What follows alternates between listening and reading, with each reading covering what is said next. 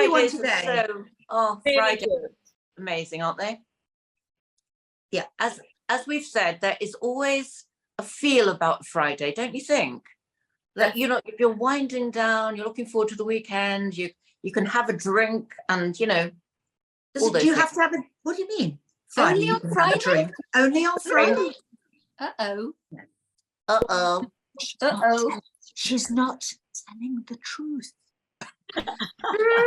Fridays. Oh, sorry, my nose just grew a bit then. Yeah, yes, exactly. Yes, and bigger. Whoa, hi Pinocchio. How are you, Caddy? What's been going on? We had your lovely little girl on last the other day, whatever it was, Monday, Tuesday. I don't know. I don't even know what planet we're on at the moment. How gorgeous to have your lovely daughter on our show. Oh yes, and it's always lovely to have her with me because she was in the same house as me but in a different room. So yes, so that was absolutely lovely. But now I'm thinking about decluttering, not decluttering her, obviously, but decluttering the house. But I think it will take me a long time because I hold on to everything. Well, the thing is that we have someone to help you, you see. I've just got a magic wand and I'm going to bring a feng shui expert in, Caddy, to help you. And her name is Kimberly Gallagher. Yes. Can't say I don't give you anything, can you? Hi, Kimberly. Hi, Kimberly. How are you? Hello. Hi, I'm wonderful. Thank you so much for having me on. Oh, we'd love it. Also, because you are represented by my lovely, beautiful cousin, Lucy. I know, literally the most wonderful lady in the world. I'm so lucky to have her. She's so gorgeous, but it was so weird how we sort of, we didn't meet, but there I was on GMB and there you were on this morning. Yeah. And then we were sort of like, oh my God, we're in the same place at the same time. I know. She was like, darling Kimberly, if you please don't mind, I just need to nip upstairs because my cousin's on GMB. And I was like, of course.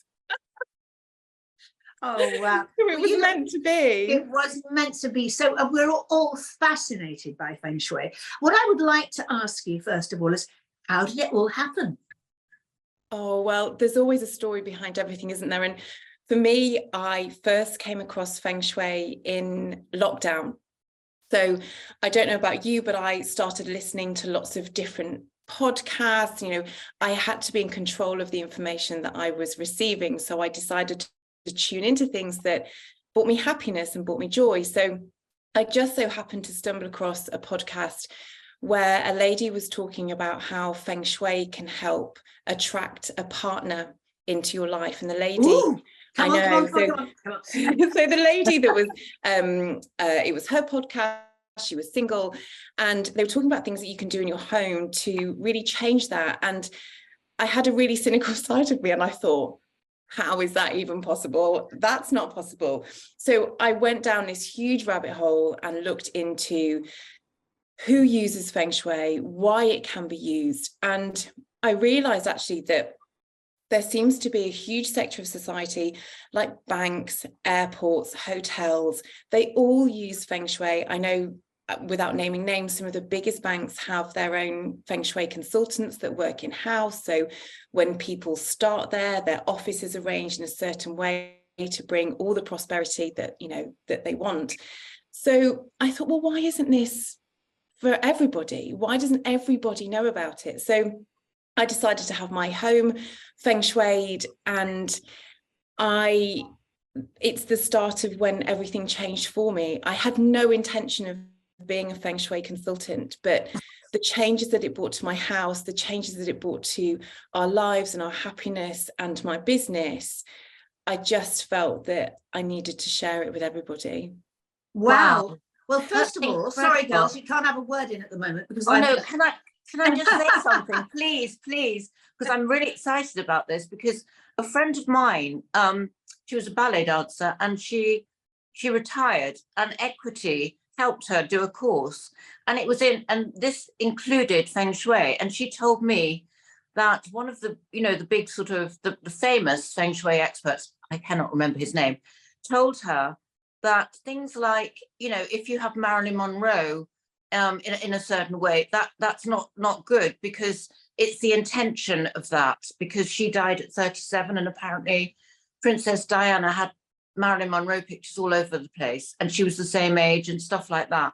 I mean, that sounds very macabre, but I do believe that actually it happens that, and if the intention is there, I mean, for instance, as Debbie said, you know, if she's looking for a partner, or if you want your business to excel, then I think, you know, if you have that specific focus, that can really make a difference, can't it, Kimberly? Absolutely. So feng shui is all about intention. And for me, my intention was about my family, having a lovely, calm house. You know, in lockdown, it was just this big effervescent ball that was, you know, waiting to explode. And also it was for my business. So my intention was to have a business that was completely remote, that I could help people, that I worked with wonderful people around the world, that I just got joy out of. And that was before I was a feng shui consultant.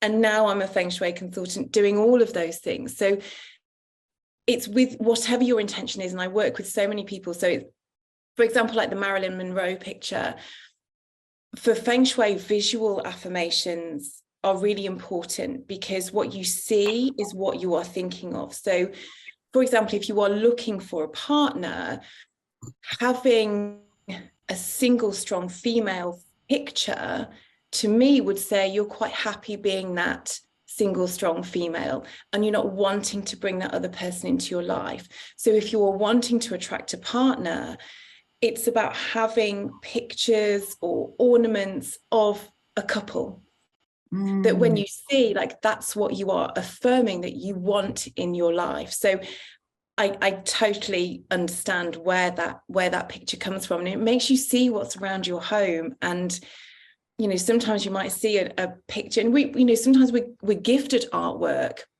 and actually when you take a step back and you look at it and you think, perhaps that's not what I want to attract in my life. Yeah, exactly. I've got a beautiful picture of a couple I just saw on Amazon, just running to each other, and that is one of my favorite pictures. But what I wanted to tell you though, Kat, is when I had my house feng shuied back in 1995 by a man who was probably the only feng shui expert in the country, and he hardly spoke any English, and it was hilarious. And he was going, and we were going, yeah. And I heard the energy of my head, and we were going, yeah. And but the weird thing was that everything did change from having that done. And the other weird thing was, and perhaps you can explain this, is that my husband and I went to bed that night, and we both had the same dream. Wow. Yeah, it was really weird. And the dream was both of us, because he kept saying to us, the energy in one room, he kept doing this with, like turning it round. Yes. And we both had this energy that we were spinning in this dream. And David said, God, I had this weird dream. I said, what about spinning? And he went, yeah. And I went, so I had the same dream. And I said, you were in my dream. And he said, you were in my dream. Wow. That's amazing. So feng shui is all about energy. That's basically what we do. We want to create a really calm, beautiful feeling, like that feeling when you walk into a hotel room and your shoulders just relax and the noise goes away. You know, all our houses are filled with this noise, with this, you know, and quite often when we go away, we end up having the most creative thoughts for our business, for our personal life. Sometimes we set new intentions, like when we go on holiday, we come back and we think, right, this is what we want to do. Because in our home, we're so busy and we're surrounded by this energy that stops us being able to think clearly. Like sometimes we have to go for a walk to think clearly and come out of, you know, our home. So what probably happened was that shift in energy, and we can't see it.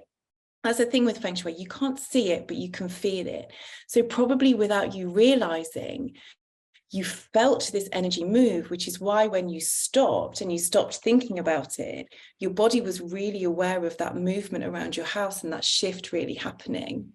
Also, your house, I don't know about anybody else here, but right now I'm feeling very overwhelmed because there's so much clutter, and it's really draining, because the more you look at the clutter and think, I've got to get rid of this, but I don't know where to start, the more exhausted you feel. But when you do clear a room or clear out a wardrobe, you just feel clean, don't you? It feels positive. It's like clean eating, putting the right things in your body you feel so much better afterwards. And with the clutter, again, it's almost like twofold. So you've got the visual feeling of it being stressful, but sometimes what we hold on to isn't necessarily, we're not being very kind by keeping it. So it might be that the clothes in our wardrobe are clothes that we had 10 years ago that we no longer fit into, and therefore every time you open the wardrobe, it feels like someone's stabbing you going, oh, why aren't you wearing these clothes anymore? You know, it makes us feel bad. Or we might have photos that make us feel sad, or things from previous jobs that don't necessarily fill you with joy, or even previous relationships. You might have letters from loved ones, or maybe parents that aren't around anymore, and you know, and it makes you feel sad. And it's hard to get rid of these things. It's definitely, you know, when I work with people, it's definitely an emotional roller coaster when we declutter. And I'm not one of these people that's going to come in and say, right, you've just got to get rid of everything, but keep the things that make you feel happy. Don't keep things that make you feel sad or may trigger you. And then the physical sort of energetic side of decluttering is that in feng shui, we talk about the energy moving around your home. So the good energy comes in through the front door. So we open the front door, and whether you mind your neighbors hearing you shouting, you know, come on in, good energy, you know, come on in. And then the bad energy leaves through the back door. So again, just opening the back door, if you live in an apartment, the back windows at the back of your home, the bad energy escapes through there. So the more clutter that's in the way, it's almost like it's a physical barrier for that lovely calming energy to move through your home. So the more things that are in the way of that energy, the less likely it's going to be able to spread around your home. So decluttering it's so important. And I know we talk about it a lot and it's hard, but it's so important. It's so weird because I always keep the back door open in this house, always. It's a great house as well. It feels like a real flow, Debbie, through your house. Yeah, just but I always have to keep the back door open, and I find it very strange when it's not open. Yes. Even in the winter. Caddy, what Yeah, were you going to say? I'm so glad no one's in my house, because it's interesting that you said that in 2020, that's when you were introduced to feng shui, because that's when it actually went the opposite direction for me, because my 4 children that had left home all came back with a flatmate. So there were 10 of us in the house with the other 3 that were here, and they brought all their clutter and they emptied their flats and brought them all here, and all that is still here. Along with all the anxiety that came with it, of lives that had fallen apart and concerts that had disappeared. And I feel that it's still all here and blocking, and the anxiety levels have shot up. So I think I need to do a massive decluttering. I totally agree with you. Yeah, and it is hard. And quite often we do send things back to our parents' homes because they have more space. And then what we do is we put it in our loft, and even that you can still feel it. And because quite often, you know, we sleep underneath our loft, so we can feel the energy coming down. And the other area that we'd love to pack full of stuff is underneath our bed. And so, but that energy then comes up. And, you know, me personally, as I've got older, sleeping through the night is more of a rarity. So anything that I can do to help be calm in my bedroom. And so underneath the bed, you know, we keep things, anything from bills to I can see you go, even to shoes. In children's bedrooms, we keep toys. Like they've all got an edgy energy to them, and energy can move through anything and we can feel it. And I was saying I hold on to things from the children's past, and what I realise I'm doing is kind of grieving their babyhood and toddlerhood. I'm not letting go, and that's not actually positive. It's nostalgic, but it's not always positive because it gets in the way of moving forward. And I'm literally, when I walk through the house, tripping over things that should no longer be there. That's a really common thing, especially children's artwork that people like to keep hold of. So one tip that I get people to do is to take photos and to create like a photo book of the artwork or of the little bits. You know, we still have the memories, we don't necessarily need those physical things, but have the photo book. It takes up a really small space wherever you want to put it, and then, you know, gift the items. I think really we only borrow things in life. Even though we buy them, we can't take them with us. We're just borrowing them for a short period of time. And give that gift of that beautiful item to somebody else to enjoy, so that it has that life and it continues to move on. I was just saying, what's really difficult, you're an actress, Dee, your background is the thing about theatrical memorabilia, things that you keep which are to do with things that you've done in the past, that you don't want to lose. Might be, yeah, I love them too, but we all look at each other's, because my father and mother-in-law were both actors. My husband's an actor, my son's a dancer, singer, actor as well. So there's so much memorabilia, and we all think the other person's should be got rid of, but you want to hang on to your own stuff, because I love it too. I absolutely love it. But if it makes you happy, that's fine. Yeah, I'd never get rid of mine. Yeah, I find it interesting you were saying about banks and corporations, because they are notoriously, just really concentrating on what's here and now, and not the spiritual aspect. And I think that's fantastic that they've actually embraced that over the years and realized that the sort of Eastern philosophy of, of feng shui and other sort of spiritual dimensions are actually, valid. And I think that's fantastic.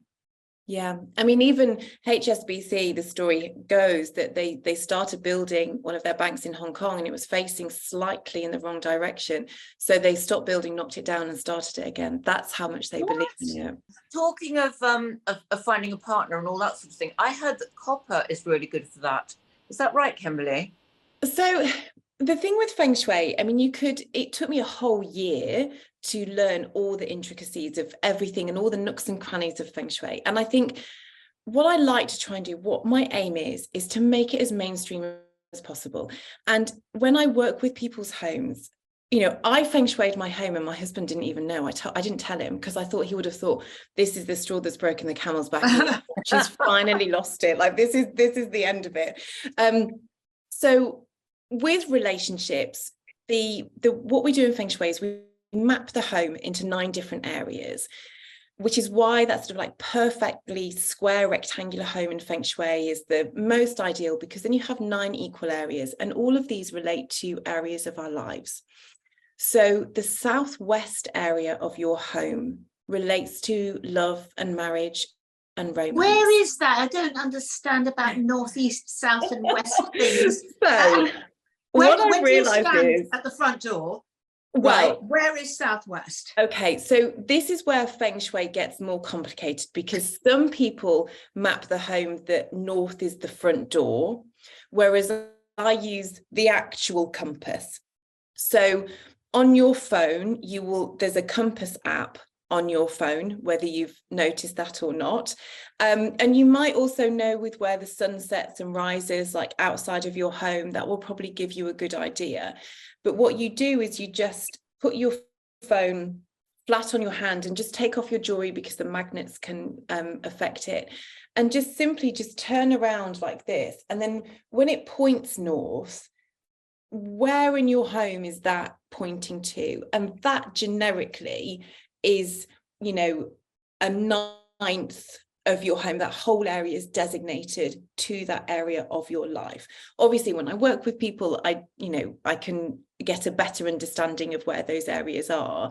But the southwest area, so again, if you get your phone and your compass and you turn around, you find southwest and just walk as far as you can in that direction. That is how you then find that area.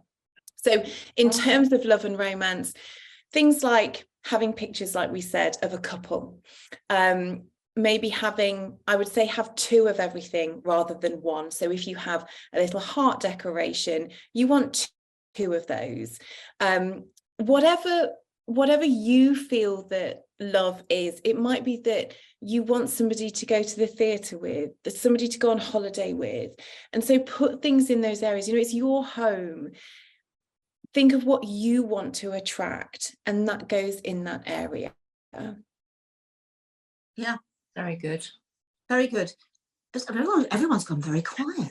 Yes, no, I'm already decluttering in my head. I know, we're thinking of all the stuff. It's like I loved sort of doing all sorts of things, going traveling, and sometimes, in the last couple of years, it's been because of the pandemic mainly, it's been very difficult to travel. So, you know, it's stuff like that. I feel that I want to release a lot of energy. Let's put it that way. So I'm just trying to think how to do that as you're talking. And it's very interesting because I feel that already I've got ideas, you know, and perhaps even a little visit would be good. Yes. Yeah, well, the amazing thing is because I started all of this whilst I wasn't able to go to people's homes, my whole business is online. So I work with people. So I don't come round to your house and tell you that, you know, you need to shift these, you know, pictures and things like that. We do everything online. So it means that, you know, I work with a lot of people over in America at the moment. They seem to be a bit more sort of advanced on the idea of feng shui. I think in the UK, we talk a lot about manifestation.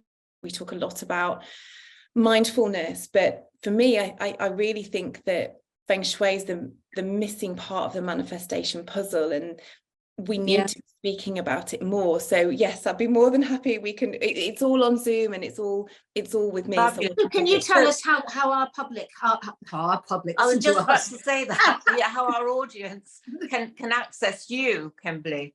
Of course. So everything about me is called the Feng Shui Flow. So on Instagram, and I also have a podcast, and that starts right at the beginning as to what feng shui is, how it helps, and there's so many tips on there. And also on my website, the Feng Shui Flow, I have a download on there that tells you all of these 9 areas in your home. So whether it's travel, career, health, wealth, it tells you exactly where these are in your home. So that's a lovely resource to start your journey with feng shui. We'll put it on our show blog, and we'll also put it on our website as well. Oh, that's amazing. Thank you. It sounds, but so much. tell us as well, what is also so interesting, it's about water, about having like fountains and stuff. Tell us about how water helps move things along. So this is probably the one feng shui thing that we can recognize in so many buildings around the world. So think of hotels with the fountains in front of them, stately homes. Buckingham Palace even has their fountain in front of the building as well. And the energy of the water brings that flow of wealth, prosperity, and abundance. So that's why the water is there. And when it's placed in the correct area for your home, that will bring that flow of positive energy into your home. So there's a new airport, Singapore Airport, that has the huge water fountain in the middle, and that was built on purpose to have this continual flow of good energy coming through to get rid of the bad energy, because a lot of people are often stressed when they travel. You know, think of like the Bellagio and in Las Vegas, all beautiful fountains, and that is what they're there for. They are there at the front, always at the front. Not always, not always. So this is where it gets a bit more complicated. So it depends on your house type and what your house needs, because sometimes it needs the water maybe at the back. And so again, this is where you might find hotels just use their swimming pools as their flowing water, and at the front there might not be a fountain. So this is something that, again, when I work with people, I'm able to tell them exactly where, you know, they need everything. But you'll now go out and you'll spot water fountains everywhere, and you'll be like, oh, that's feng shui. It's been so lovely to meet you, and we'd love to meet you in real life as well. We would. Well, yes. I would absolutely love that, and I'm very much up for that. So honestly, thank you so much for having me. I've really loved it. It's such an honor. Thank you. And we love you. And actually, we shall have you back again on the show. But meanwhile, send our love to Lucy. Oh, and I will do. Thank you for being such a wonderful guest. And now we're going to talk all about feng shui. How can we feng shui the show, actually? Oh, we're all in squares. Perhaps we should be in a different place. Oh, and now who's in the rich square this week? That's what we want to know. Oh, thank you. Thank you so much. Oh, it's been lovely meeting you. Lovely and you all. It really has. Bye, Kimberly. Bye. Bye. Oh, listen, she's just divine, and that was so interesting. I want to, hurry up and finish this show, because I want to see where north is and south is and all of these. I do. I'm really fascinated. I've got to do this now. Yeah, me too. I'm still not 100% sure. how to use my No. I'm just very bad at anything to do with geography, including northwest. It's like, you know, when you're in the States or whatever, people say, go north on this road. And I think, what do they mean? What do they just say? I look at where the sun rises and sets, so I know where it is in my house, but anywhere else, no. So, Yeah, the Caddy, sun rises what- on this side. Did you get inspiration from that, Caddy? Yes, I do. I love the West because I'm a kind of evening person and I'm a nostalgic person. So I love the West, so I know exactly where that is. So but Dee, you couldn't declutter in the sense that you couldn't get rid of all your Thunderbirds memorabilia. You must have all that. Yes, exactly. But it makes you happy, doesn't it? Yes, I think as long, yeah, exactly. I think so, don't you? I'll have to have, I'll look into that more, actually. But I know about the dead people sort of pictures. But I do think also it's a very personal thing, isn't it, as well? Because when I've got pictures of my parents everywhere. And they make me really happy. Yes, it makes me, every day I get up and I feel my family is here. Exactly. I think that's okay. And I think that's really important. But there aren't any pictures of me with any men, because there aren't any men who I would like in a picture with me in this house. Yeah. Well, that's it, you see, Debbie. I think, you know, you're spoilt for choice because you have them queuing up, darling. Queuing up. Yes. In fact, the 2 policemen just came, you know. There you go. They're just starting just now. So I'll have to leave because I've got obviously Already? men queuing round the block, you know, really. Well, you can't wait You for know, the next you've got show. to find your southwest corner, Debbie. Yeah. All right, now I'll have to ask you. I'll have to ask Natalie. I'll come and sit in your southwest and we'll discuss. We'll discuss. We'll discuss. Brilliant. Okay, girls. Well, have a lovely weekend. You See you on Thank you. Tuesday. Okay. Yes, Bye. yes, bye. Bye.